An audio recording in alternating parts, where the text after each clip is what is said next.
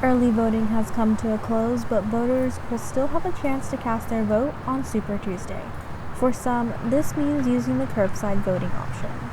My guess is that most of the people requesting curbside this year are probably going to be older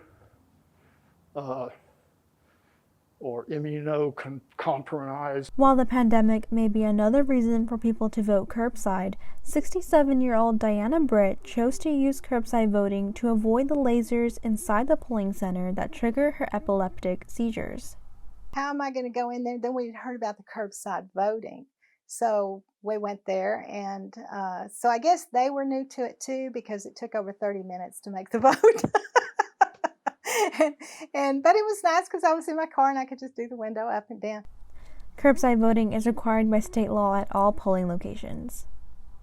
Curbside is very familiar, and like I said, just send somebody into the poll to bring the election clerk out, and they bring a machine and a ballot and just run it through the machine there outside the car window. So it's a bit safer. This option is meant to serve people with disabilities or those who have trouble standing for long periods of time. Considering before I had to try and walk in there, and it was like a trap, for me. So it was very scary, and usually I would seize. So you should not be able to vote just because you have some seizures and you can't get out of your house, So they've corrected that, and that's a good thing. Britt says one improvement to be made for curbside voting is to train poll workers on how to assist people with disabilities so there are less barriers for disabled voters.